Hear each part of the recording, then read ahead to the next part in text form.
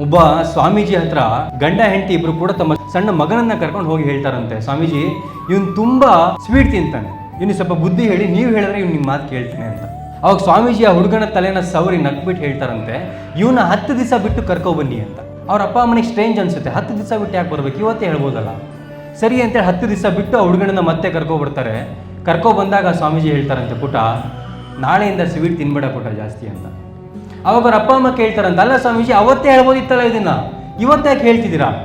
10 ದಿವಸದ ಹಿಂದೆ ನಾವು ಇದಕ್ಕೆ ಅಂತ ಬಂದಾಗಲೇ ನೀವು ಹೇಳ್ಬೋದಿತ್ತಲ್ಲ ಅಂದಾಗ ಸ್ವಾಮೀಜಿ ಸುಂದರವಾಗಿರೋ ಉತ್ತರ ಕೊಡ್ತಾರೆ, 10 ದಿವಸಗಳ ಹಿಂದೆ ನಾನೇ ತುಂಬ ಸ್ವೀಟ್ ತಿಂತಿದ್ದೆ.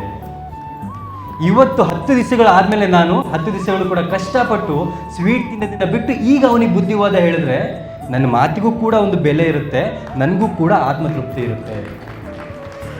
ಸೊ ನಾವು ಮೊದಲು ಸರಿ ಇದ್ದಾಗ ಮಾತ್ರ ಮಕ್ಕಳಿಗೆ ನಾವೇನಾದರೂ ಹೇಳ್ಬೋದು, ಇಲ್ಲ ಅಂದರೆ ನಮಗೆ ಹೇಳುವಂಥ ಒಂದು ನೈತಿಕತೆನೇ ನಮಗಿರೋದಿಲ್ಲ. ಆ್ಯಂಡ್ ನಮ್ಮ ಮಕ್ಕಳುಗಳೇನು ಜೋಕರ್ಸ್ ಅಲ್ಲ, ಅವರೆಲ್ಲ ನೋಡ್ತಿರ್ತಾರೆ. ನಮ್ಮಪ್ಪ 24 ಗಂಟೆ ಮೊಬೈಲಲ್ಲಿ ಮಾತಾಡ್ತಿರ್ತಾರೆ, ನೋಡ್ತಿರ್ತಾರೆ, ನನಗೆ ಮಾತ್ರ ಮೊಬೈಲ್ ಬಿಡು ಅಂತಾರೆ.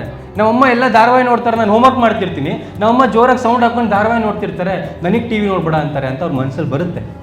ನಾವು ಮೊದಲು ಸರಿ ಇದ್ದಾಗ ಮಾತ್ರ ಮಕ್ಕಳಿಗೆ ನಾವೇನಾದರೂ ಹೇಳ್ಬೋದು, ಇಲ್ಲ ಅಂದರೆ ನಮಗೆ ಹೇಳುವಂಥ ಒಂದು ನೈತಿಕತೆನೇ ನಮಗಿರೋದಿಲ್ಲ.